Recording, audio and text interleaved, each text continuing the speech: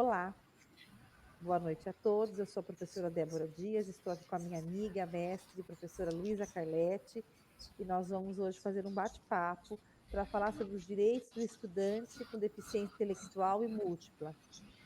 Nós estamos no momento, a Luísa vai falar com mais propriedade desse movimento da semana, né, Luísa, do deficiente Isso, intelectual.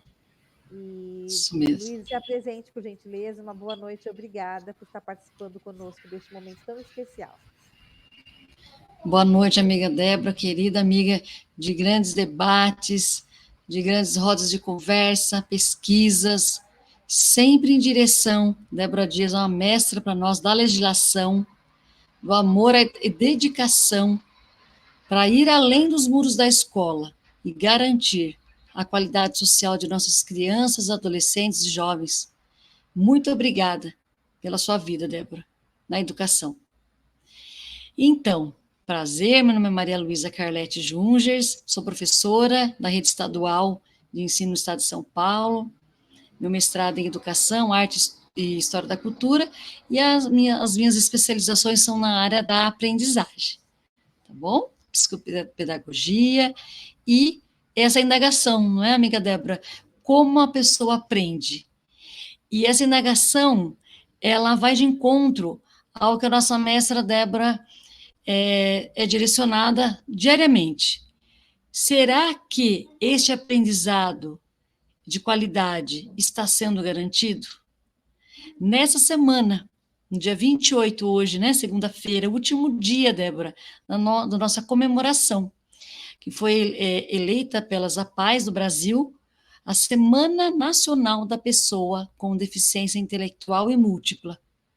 Um público que deve ser respeitado e garantir os seus direitos, da sua plena participação e cidadania, para ter a sua formação também integral, observando esse público, desde a sua infância até a sua fase adulta, garantir o seu aprendizado, né, mestra, ao longo da vida. Então, estou aqui para a gente poder fazer um bate-papo, para tentarmos aqui e, com certeza, garantir hoje que a partir desde a época que nós, né, estávamos no magistério, a gente conseguir olhar um pouquinho mais sobre a educação especial, como estávamos comentando nos bastidores mesmo, né, na questão de é um assunto urgente e emergente. Com certeza, Lu. E quando nós falamos em educação inclusiva, nós precisamos resgatar alguns dados do Censo Escolar de 2020. Eu tenho Sim. aqui em mãos onde ele fala que o Brasil Uhum. tinha, em 2020, há 3 anos atrás, 1.300.000 estudantes, entre crianças e jovens, com deficiência na educação básica. E desses, Certo. 13,5% estavam em salas ou escolas exclusivas, e 86,5% estudavam em escolas nas turmas dos demais alunos. E em 2005 era um cenário inverso, porque nós tínhamos 500.000 de pessoas com deficiência, hoje é 1.300.000, e a maioria, 77%, estava em espaços exclusivos para alunos com necessidades especiais. E apenas 23% estava em escola regular, em sala regular. Hoje é uma realidade que a gente já viu, tem muita mudança. Nós recebemos esse público nas escolas regulares, mas é como nós falávamos, não se há políticas públicas educacionais voltadas para a formação do profissional de educação, a formação continuada. Não há, assim, esse cuidado em preparar a mão de obra, em qualificar a mão de obra do professor que está ali no chão de sala diariamente. Sim. E recebe ano a ano esse público e muitas vezes nem sabe como atender. É uma grande Sim. surpresa. E quando a Luísa colocou esse tema, para que a gente pudesse debater, eu vi a importância de fazer os meus estudos, né? A minha parte é a parte de legislação, né, Luísa? Então, eu fui Sim. buscar qual arcabouço legal. O que nós poderíamos falar? Quais são os direitos que esses estudantes têm garantidos? E tem uma lei Uhum. lá de 2015, uma lei que a Luísa, inclusive, comentou comigo hoje, que é a Lei Brasileira de Inclusão da Pessoa com Deficiência, que é o Estatuto da pessoa com deficiência, onde ele vai assegurar e promover a todas as pessoas com deficiência condições de igualdade, exercício dos direitos e das liberdades fundamentais. Então, foi necessário, desde 2015, já tem algum tempo, que se construísse um estatuto para esse público, para essa pessoa com deficiência, para garantir os seus direitos. Quer falar alguma coisa, Lu? Eu creio que, como você citou dentro da nossa importantíssima legislação, das mais atuais, das mais premiadas, o nosso país, diante de diversos, nós temos um país complexo, por ser um país a gente fala, o país é um território grande, né? É um país continental, não um continente. E olhando, observando o que vem acontecendo em outros países, o que nós temos aqui de notícia boa é que o nosso país ele tem uma das melhores e mais eficazes legislações no que tange à educação. Na educação especial também. O que nós estamos agora visualizando, porque nós, como a Débora citou aqui, de 2005 a 2015, foram 10 anos de uma grande demanda, obtendo seus direitos, e o que nós podemos perceber é que a demanda dos estudantes não conseguiu acompanhar, na verdade, a demanda dos profissionais. Então, o que a gente pode falar aqui é que, diante de cada estado formulando suas políticas públicas, principalmente a política pública estadual, no caso, o Estado de São Paulo, que nós temos aqui de 2021, que outros estados já estiveram já em construção com os mesmos moldes, observando uma educação especial, com estudantes sendo, a gente fala, convidados a ser incluídos de forma qualitativa. O que a gente pode perceber aqui, como a Débora falou, Débora, qual é a nossa preocupação aqui, é sim a questão da estrutura da educação especial no nosso estado de São Paulo, onde nós atuamos. Nós atuamos aqui na região do Alto Tietê, né? A Débora tem passado por diversas cidades, diversas realidades também, com toda a sua equipe, né? Construindo políticas públicas para a gente fala todas as modalidades, né, da educação, e hoje a educação especial, Débora, ela precisa ser, agora, mais do que nunca, ser estudada e ser dado mais um pouquinho, a gente fala, um pouquinho mais um olhar de pesquisa sobre as crianças, adolescentes, jovens, adultos com necessidades especiais. E hoje estamos falando um pouquinho mais, nessa semana, da deficiência intelectual. Sim, Lu. O que eu achei interessante, Débora, você falar das políticas públicas, quando a gente fala de deficiência intelectual, a gente não consegue visualizar tanto além da síndrome de Down. Por quê? Algumas deficiências, elas hoje, né, elas são complexas, porém, se divulgadas, nós conseguiríamos atuar de forma mais que qualitativa numa escola. Por exemplo, nós temos aqui a deficiência intelectual, que ela é caracterizada, se nós fizermos menção à área psicológica, nós temos aqui um funcionamento intelectual significativamente inferior à média. Sabe a média, Débora, quando o estudo comprova que uma criança ela tem um prognóstico de deficiência intelectual? É um QI entre 50 a 69, considerado uma deficiência leve, deficiência intelectual leve. São instrumentos neuropsicólogos, pediatras, neuropediatras, fonoaudiólogos, é um conjunto de profissionais que chega neste, no caso, né, diagnóstico, para que essa criança tenha suas potencialidades administradas. Então, a deficiência intelectual, ela vai apresentar, né, uma limitação no funcionamento, Débora, da comunicação, de autocuidado, da vida doméstica, habilidade social, até para os seus usos de recursos comunitários, habilidades acadêmicas, dificuldades, umas fragilidades do trabalho, no lazer, segurança, e o início é antes dos 18 anos. E o que se pede hoje para esse público, deficiência intelectual e múltiplas, que também pode ser visualizado com a deficiência física, com autismo. Então, a deficiência intelectual pode vir, pode trazer também, a gente pode estar trazendo junto com as demais deficiências. E qual é a nossa preocupação, Débora? Como a política pública pode favorecer e potencializar essas, a gente fala, né, as habilidades que esse estudante traz para a escola. A partir de as legislações, elas podem nos auxiliar a divulgar esse lindo trabalho que está iniciando nas redes, principalmente estadual.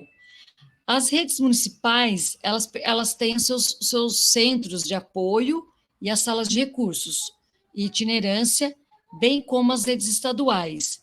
E como as legislações têm visto, tem sido um viés de qualidade ou um viés somente assistencialista? Sim, Lu. Quando a gente começa a falar no arcabouço legal, a gente tem que começar lá da Constituição Federal, que foi lá em 1988, que a nossa Carta Magna vem falando lá no artigo 5º sobre os direitos, todos são iguais perante a lei. Não pode ter distinção. Então, não posso fazer a distinção de uma criança, tá, com alguma necessidade especial, de uma outra criança dentro da sala de aula. Então, assim, aqui fala no artigo 5º que todos são iguais perante a lei, sem distinção de qualquer natureza, garantindo aos brasileiros e aos estrangeiros residentes no país a inviolabilidade do direito à vida, liberdade, segurança e à propriedade. Vai falar também dos direitos sociais, que um deles é a educação. Então, é direito deste público eles receberem educação e educação de qualidade. Daí vem a LDB, que é a 9394 de 96, e lá no artigo 58 ela vai colocar o que é educação especial para efeitos dessa lei.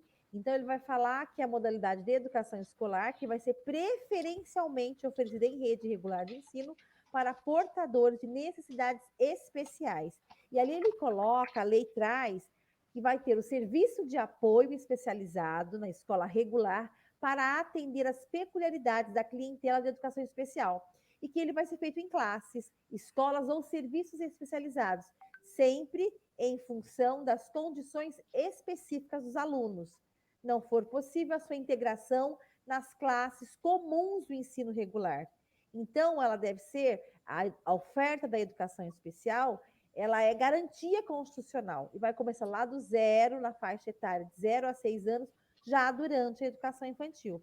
E quando nós continuamos dentro da LDB, nós vamos ver que vai falar que os sistemas têm que se organizar, os sistemas de ensino, tem que ter currículos, métodos, técnicas, recursos educativos, uma organização para atender a essas necessidades, tá certo? E, inclusive, se eles não atingir o nível exigido para a conclusão do ensino fundamental em função da sua deficiência. E poder também acelerar para concluir em menor tempo aqueles que são superdotados, que é um outro público que nós recebemos também. Então, vai falar, inclusive, no artigo 59, sobre professores com especialização adequada. E é o que nós estávamos falando. A falta, a precariedade da formação, tanto inicial quanto da formação continuada dos professores. Então, aqui a lei fala que eles serão capacitados para integrar esses educandos às classes comuns. E que essa educação especial, ela visa integrar esse indivíduo na sociedade.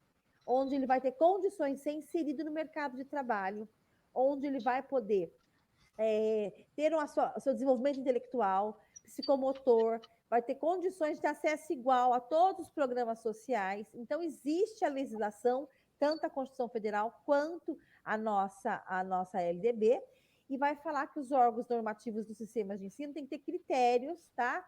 E dentro das suas instituições de ensino, e o poder público vai adotar como alternativa preferencial a ampliação desse atendimento nas redes públicas regulares de ensino. E quando a gente vem, Luísa, vai fazendo, tem uma lei estadual aqui em São Paulo, que é uma lei recente de 2019, que é a lei 16.925, ela vai vedar qualquer discriminação à criança e ao adolescente portador de deficiência ou doença crônica nos estabelecimentos de ensino, nas creches, ou nas instituições públicas e privadas. Sim. Então, essa lei estadual, uma lei do Estado de São Paulo, ela vai vedar qualquer discriminação por qualquer tipo de deficiência ou doença crônica. Esse público ele vai ser atendido em instituição pública ou privada de ensino, tá certo? E também vai falar da capacitação, tem que capacitar o corpo docente, tem que capacitar a equipe de apoio para acolher essa criança, acolher esse adolescente. E daí vai ter algumas definições que são muito importantes, mas o que nós temos é que bater mesmo firme aqui é que todos eles têm os direitos. Falamos tanto em equidade, né? E nós precisamos, enquanto profissionais da educação, profissionais do direito educacional, lutar mesmo para que eles tenham essa assistência, para que o sistema público de saúde funcione para atender essa clientela. Eu tenho uma realidade em sala de aula hoje, a Luísa também tem a sua realidade na rede estadual, e que é muito negligente o sistema público de saúde, porque ele é muito deficitário, ele não foi preparado para poder receber essas crianças, para poder construir esses diagnósticos, esses laudos, porque a gente sabe que enquanto não chega a construção de um laudo, nós não conseguimos, enquanto professor, avançar, porque muitas vezes a necessidade da criança precisa que ela tenha um atendimento, um profissional, seu professor acompanhante, não sei nem como é que fala no estado mais, Lu, porque muda tanto, né? Assim Mas mesmo. é necessário, então, assim, repensar não só a parte educacional, mas a questão de saúde pública. O sistema público não está pronto. Nós estamos tentando, através do Conselho Tutelar, atender uma criança da nossa escola para construir esse laudo. Em 6 meses, ele teve apenas uma consulta num psicólogo da rede pública, aqui no posto de saúde, né? E o psicólogo falou, é um atendimento por mês só, e ele precisa de muito mais. Então, os pais tiveram que despender recurso, adquirir um convênio médico para poder, no privado, essa criança chegar a um laudo muito raso, porque ainda tem a questão, né, Lu, da indústria dos laudos. Indústria dos laudos. Acontece muito isso nos Estados Unidos, eu estava estudando, né? Porque os médicos têm assim, uma certa dificuldade em compreender, a gente faz relatório enquanto professor, e ele recebe o pai aquele relatório, e ele fala, só quer um laudo, só quer um CID, só quer que eu coloque um rótulo no seu filho para ter os direitos que eles têm, a assistência social, a questão de garantia também de previdência, aos benefícios como LOAS, né? Então, assim, há uma resistência entre os médicos em chegar, em construir esse laudo. Então, está tudo muito difícil, mas nós não podemos perder a esperança, o esperançar de Paulo Freire, de que vai ter uma luz no fim do túnel, que nós estamos caminhando mesmo para poder melhorar essa questão, discutir, debater. Então, esse momento que nós estamos tendo, Lu, é de extrema importância para quem é da área da educação, para quem os estudantes de pedagogia. Então, é um tema assim, maravilhoso e muito amplo, mas a legislação garante ele na escola regular e garante também a capacitação para esse profissional que atende essa criança, para esse professor, para essas redes de apoio que atendem a esse público. Porque o que nós temos aqui, a problemática da questão da saúde pública, né, do Brasil no mundo, é que, observando as principais causas, no caso do diagnóstico da deficiência intelectual, ela, como outra deficiência, a deficiência intelectual, ela chega a ser 40% dos casos quando os médicos vão tentar fazer uma junção com os outros profissionais da saúde, 40% não consegue determinar a causa, mas sabe também que se relacionam com vários fatores, que poderiam ser até mesmo prevenido para ter melhor qualidade de vida da criança e da mãe e da família e de todos os envolvidos. A qualidade de vida tendo, no caso, né, essa opção, né, essa oportunidade, né, de ser atendido na rede pública. Por quê? Os fatores biomédicos são esses processos biológicos que passa o ser humano.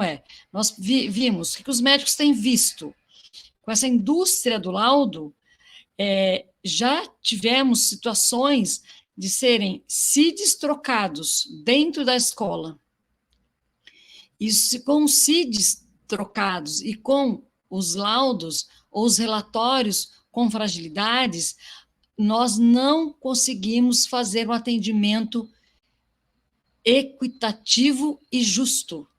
Por quê?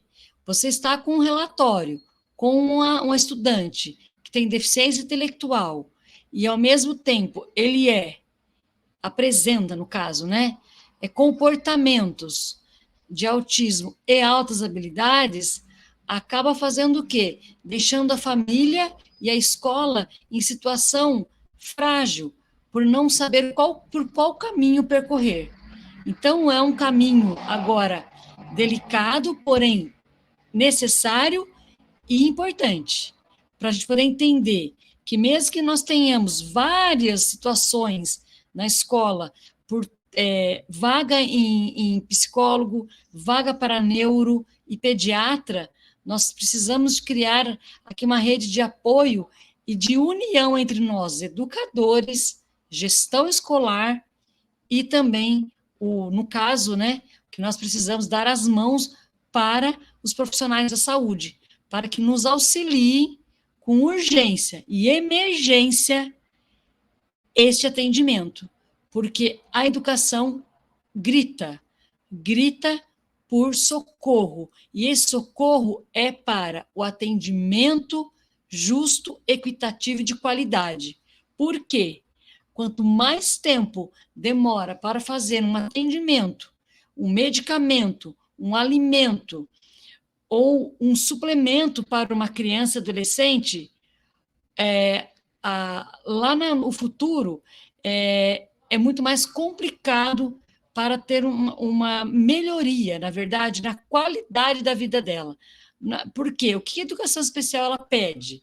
No caso, é a eliminação de barreiras, tanto para estudar, aprender, socializar, ter direito ao seu trabalho, ao lazer, ao convívio. Então, isso está fazendo o quê? Está violando mesmo as legislações, porque a partir do momento que um pai, Débora, ou uma familiar, no caso, né, um responsável também, solicita um apoio na rede de saúde e não consegue uma vaga, e depois de 2, 3 meses consegue só marcar uma consulta, o que vai reverberar lá na frente, principalmente se for criança? Essa é a nossa maior preocupação, porque quanto mais nós temos essa demora, mais vai acumulando ali, as demandas vão acumulando. E aí, o que vai acontecer? Vai acontecer o quê? Nós vamos atender o mais grave. E o que é grave? Na verdade, não tem o que é grave. Para nós, a educação, todos são urgência e emergência, porque é a urgência de viver bem, de viver com qualidade, que esse é um direito, faz parte dos direitos humanos essenciais. Isso é importantíssimo. Então, no estado de São Paulo, Débora, nós temos uma lei aqui, uma legislação, que ela vem, na verdade, é uma nossa política educacional, né? Da educação especial, que ela vem de encontro com o que você falou, né? Citou agora a legislação federal. O que vem de novidade para nós, Débora, é a formação do professor. No estado de São Paulo, para se trabalhar com a educação especial, é necessária, né, é necessário, no caso, né, a formação em licenciatura em educação especial. O curso de pedagogia agora ela vem em segundo plano, educação especial, pedagogia com educação especial, a formação, a especialização em educação especial, na rede estadual, ela vem não em segundo plano, mas pela ordem de atribuição. No estado de São Paulo, a rede estadual já modificou a atribuição de aulas para a educação especial.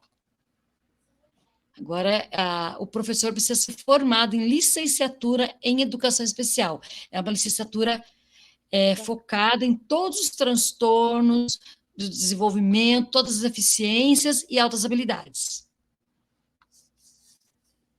Que bacana, Lu, eu desconhecia, tá vendo como é bom conversar? Nossa, então tem que ter essa formação. Essa formação. Então, numa atribuição de aula, no concurso público agora, também que teve, nós tivemos agora, já dentro do edital, já estava citando a ordem de atribuição e a ordem de chamamento. Então, primeiro, profissionais da educação especial com licenciatura em educação especial, no caso, e depois vem os pedagogos com a especialização da área pretendida, educação especial em deficiência intelectual, autismo, no caso TEA, né, transtorno espectro autista, depois Libras, deficiência física, auditiva, visual, foram todos, assim, no caso, nós tivemos agora, graças a Deus, as demandas estão sendo direcionadas a partir de cada deficiência. Então, o que o Estado de São Paulo tem pedido, e foi reformulado agora no final do mês de julho, nós temos também agora o ensino colaborativo, amiga. O ensino colaborativo é o profissional especializado em educação especial que está dentro da sala de aula fazendo a palavra colaboração. Fazendo o quê? Um trabalho colaborativo com o professor da sala regular. Bacana, é uma novidade, né, Lu? É uma novidade para nós. Esse é um chamamento já desde 2014, nós temos aqui algumas legislações que vem abraçando essa causa do ensino colaborativo, e a nossa estudiosa, a Capellini, né, das suas dissertações de mestrado e doutorado, ela também legitimou esses estudos do ensino colaborativo, que agora veio para ficar na rede estadual. Nós temos o professor intelector de Libras, a classe atendimento domiciliar, o atendimento ambiente hospitalar, cuidadores e o atendimento educacional do AEE e o professor especializado. E temos a classe regida por professor especializado também. Então, foi agora um avanço na rede estadual para que se atenda, né, ao chamamento, como você citou agora há pouco, muito importante. Nasceu, gente, de uma demanda importante. Nós tivemos um marco, nós tivemos o nosso grande marco, a nossa Constituição Cidadã, de 88, de 1988 para cá, muita coisa tem sido feita, mas sabemos que há muito para fazer ainda. Mas a partir dessa legislação cidadã, a nossa Carta Magna maravilhosa, excepcional, justa, colaborativa, personalizada, porque é um olhar sobre cada pessoa, cada cidadão brasileiro. Amiga, no caso do atendimento especializado nas escolas, o que mais podemos trazer para esse debate no tocante às fragilidades? O que a gente percebe é assim, que o número de profissionais que nós temos hoje no mercado é insuficiente, porque a cada ano nós recebemos mais este público dentro da escola regular. Sim. E que deveria se investir mais, deveria ter um polo de AEE em cada unidade escolar. É o que nós temos na nossa legislação, isso mesmo. Mais profissionais. É o que fala a legislação, né? Com mais profissionais preparados, Sim, com um ambiente próprio, né? Um ambiente Próprio. próprio para poder atender essas crianças, esses adolescentes, e infelizmente isso não acontece. Nós vemos hoje, que nem eu tenho outra cidade que é a realidade muito próxima a mim, que é Biritiba Mirim, nós vemos hoje que eles estão tentando reorganizar, fazer um trabalho por conta que os pais, eles procuram a defensoria pública, conseguem através de liminar um professor acompanhante. Então cresceu muito o número de liminares que o município tem que atender. E com Sim. isso, se eles construíssem polos dentro das unidades escolares, com equipe multidisciplinar, para atender a essas crianças, a esse alunado, nós estaríamos assim, avançando muito. Então, ainda patinamos bastante, porque não é uma realidade de todas as escolas brasileiras ter um núcleo dentro das unidades, né, onde tem a profissional. Então, os pais precisam, assim, e quando tem, né, Sim. os pais, não é assim, são 2 dias por semana, 50 minutos apenas, e os pais têm que ficar levando aquela criança para fazer terapia ocupacional, tem que ficar levando aquela criança, né, Luísa? A Luísa sabe bem falar sobre isso. Para vários Sim. outros atendimentos, e assim, o pai deixa muitas vezes, o pai precisa trabalhar para garantir sustento, ele passa boa parte do seu Sim. dia só levando esse filho às consultas, ao psicólogo, levando essa criança às terapias, passando por fono. Eu tenho um caso de uma mãe assim, a mãe abdicou da sua vida enquanto profissional, porque ela tem um filho com autismo e ela não tem condições de ter alguém para fazer todo esse trajeto, esse percurso de levar essa criança para o atendimento. Então, se tivesse dentro das escolas equipes multidisciplinares, nós temos hoje a garantia, através do Fundeb, né? As equipes podem, o recurso que vai pagar, que vai manter essa equipe funcionando, pode sair do Fundeb. Sim. Então, Na assim, verdade, o que nós podemos ver, né, amiga, é que as redes estão esquecendo o programa de sala de recursos multifuncionais. É um recurso destinado às prefeituras para que se implantem as salas de recursos, observando a legislação da política, no caso da educação especial do Estado de São Paulo, que contempla que todas as escolas devem ter uma sala de recursos ou de itinerância.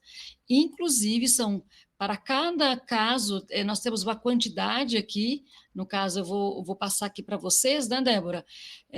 O que eu acho interessante, que nós temos que nos atentar, Débora, que nós temos uma legislação nacional sobre sala de recursos e as prefeituras têm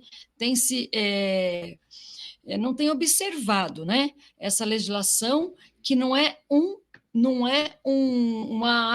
assistencialismo, nada contra assistencialismo, se for assistência de direito, né? De for garantia de direito, mas saber que numa sala de recursos ou itinerância, o aluno, o estudante, Débora, ele tem 10 aulas semanais, dentro ou fora do horário. Agora, a legislação, ela abarca a garantia de ter também dentro do horário, se assim for necessário. Se o aluno, se a comunidade necessitar, pode ser dentro do horário de aula. Está na nossa política nacional, perdão, na nossa política estadual da educação especial. Nós temos um arcabouço importantíssimo para atender. Sim. As escolas estaduais estão se adaptando e pela a quantidade de matrícula, nós temos aqui um estudo, temos assim um relato aqui de 60% a 70% ou mais de atendimento com as escolas, todas equipadas com sala de recursos de itinerância. Todas. Da nossa região do Alto Tietê. Estadual. Nossa, dado importante, né? Estadual, porque nós temos aqui o ensino colaborativo em todas as escolas estaduais já foram atribuídas aulas. As nossas escolas estaduais, de 6º ao 9º ano e do ensino médio, todos já têm o profissional do ensino colaborativo. Que bacana, Lu, muito interessante. Luísa, você quer falar mais Então, algum dado importante para a gente poder concluir esse bate-papo tão gostoso? Eu aprendo muito com ela, gente. Eu sou apaixonada por essa mulher. E eu também, né? Porque a nossa amiga Débora sempre lembrando, gente, lembrando né, Débora? Dentro do contexto da nossa Constituição Cidadã, nós temos uma política, nós temos uma maravilhosa, eu falo que a importantíssima, que é a política, a lei brasileira de inclusão da pessoa com deficiência. Então, o que nós podemos aqui tirar dessa noite, em comemoração, esse último dia, que vai agora, do último dia do mês de agosto, né, Débora? Que nós já vamos convidar nossos amigos para o Setembro Verde, que é o quê? O mês da inclusão. Que bacana. Nós vamos, né, oportunizar aqui para nós, aqui nós termos momentos para olhar, sabe, professora Débora, na questão dessa criação de ações pedagógicas pautadas na acessibilidade como princípio, como a Mantuan cita para nós. É a educação para todos. Essa educação para todos. E é uma educação personalizada. Por quê? Nós temos um foco não na deficiência, conhecer a deficiência, mas na potencialidade do estudante. Por isso que até chegou até nós, dentro do contexto da educação especial, Débora, a transversalidade, né? Será um ensino transversal, usando as temáticas das questões sociais, mundo do trabalho e as potencialidades. E agora, mais interessante ainda, o trabalho, sabe com o quê? Com as inteligências múltiplas. Sim, bem lembrado, Lu. Então, esses são agora os nossos planos de aula para a educação especial. E para vocês que são da rede municipal, olharem, lerem a nossa política educacional da rede estadual, para poder divulgar e a cada vez mais darmos as mãos às redes municipais, estaduais. Nós somos um Brasil, nós somos um país, nós não somos independente, um setor do outro, ou uma modalidade da outra, ou um nível de ensino do outro. Nós somos interdependentes. O que dizer sobre isso, professora Débora?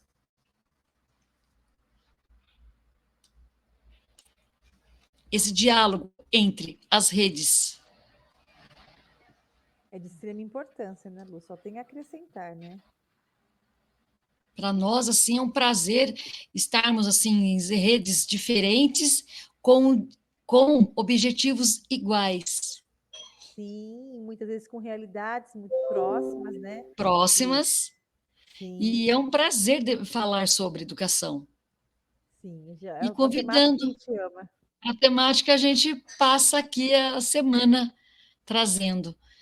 E agradecendo também, né, ao público, né, a alvo Educação Especial, aos familiares, aos gestores, professores, cuidadores, profissionais de apoio, toda a equipe envolvida com a escola, a comunidade, de olhar para os deficientes intelectuais e com deficiência múltipla, o olhar de quê? Um olhar de cidadania. Exatamente. Exatamente. Esse olhar humanizado, né, Lu? Como é Humanizado. importante essa parceria escola, todo o núcleo de apoio, a família. Eu Sim, costumo dizer que nós não podemos construir muros, temos que construir pontes, porque quando essa criança chega para a escola, muitas vezes sem um laudo, a família passa por aquele luto inicial, aquela dificuldade sim, em aceitar. O meu filho é diferente, aquilo que eu amei, que eu gerei, que eu sonhei, desejei. Como que é isso? E parece que sim. nós, escola, estamos fazendo um trabalho que o pai muitas vezes não compreende. Porque ele fala, como é que pode, meu filho amado, ele não tem nada.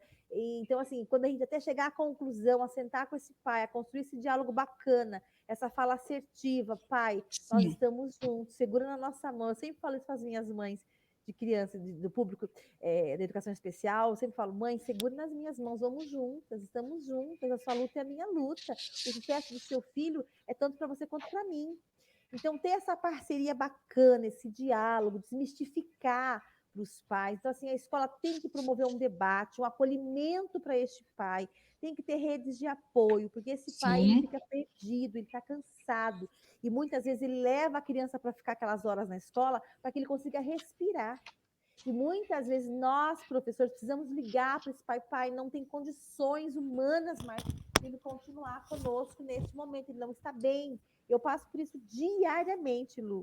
Então, assim, enquanto nós estamos puxando a corda, cada um para um lado, nós não conseguimos avançar. Mas quando nós sentamos e afinamos o diálogo, nós chegamos em algum lugar. Então, O assim, mais que a gente importante que você falou mesmo, amiga Débora, desculpa ter te cortado, é a nossa resolução da SEDUC, que você eu vi você dentro da resolução agora. O que você fez agora de falar dessa junção real da família com a escola é a nossa resolução. 21/6/2023, que é o acolhimento à família. Nós temos agora um protocolo para seguir para acolher as famílias sem laudo. Então, ela acabou de sair do forno, dia 21/6/2023, e regulamenta a política educacional do Estado de São Paulo e o plano integrado para pessoas com transtorno espectro autismo TEA. Então, saiu do forno, nós acabamos de fazer uma formação, fizemos a primeira formação, e logo lá teremos novidades que vão fazer o quê? Vão pulverizar as redes municipais com essa resolução, que a gente pode abrir para um debate, para um próximo debate, não é, amiga? A gente vai. Acabou de chegar, ela acabou de chegar, amiga. Passa pra gente. E a gente poder, com a nossa amiga Débora, nossa mestre das legislações, com certeza, com o olhar da Débora, da professora Débora, deu um olhar mais afinado e mais, a gente fala assim, com a qualidade de humanização na escola, né? A qualidade de ensino, não só ensino, gente, quando a gente fala qualidade de ensino, é qualidade de aprendizagem. A pessoa precisa aprender para poder mobilizar seus conhecimentos para a resolução de problemas. E essa resolução, amiga, nós podemos agora abrir com ela com chave de ouro nos próximos debates, falando dessa regulamentação da educação especial no estado de São Paulo, trazendo o que você falou. Acolhimento é a palavra-chave. Sim, a palavra-chave é acolhimento, Lu, verdade. Então, assim, gente, vai ficar o convite para vocês para o nosso Setembro Verde, né, Lu? Setembro Verde. Vai ser um outro momento de debate, de conversa. Nós vamos disponibilizar essa nossa gravação nas nossas plataformas digitais, para que vocês tenham acesso. Então, assim, foi um prazer muito grande, uma alegria imensa estar conversando com essa pessoa que eu amo de paixão. E que ela me chamar, eu topo, gente. Ela pode me chamar 11 da manhã e eu tô dentro, porque ela é maravilhosa. Idem. Eu amo essa mulher. Idem. Deus é bom Lu, conosco. Deus abençoe Fazemos a nossa jornada, Lu. Deus abençoe. Grande abraço. A importância do seu papel na educação. Você não tem noção da sua grandeza. Essa mulher é linda, gente, por dentro e por fora. E eu sou muito grata por conhecer você, por Deus ter colocado você no meu caminho em um momento lá antes, um pouquinho antes da pandemia. E o que você precisar de mim, estamos aqui para essa parceria linda. Tá bom, Parceria amiga? maravilhosa, abençoada, e sempre eu falo, amiga, help, o que fala essa legislação? Ela fala assim, excelente. É muito gratificante. Deus abençoe. Amém, Obrigada por amém. tudo. Obrigada a todos também Até que estiveram setembro, semana que vem já, a gente já volta. Já está começando setembro praticamente.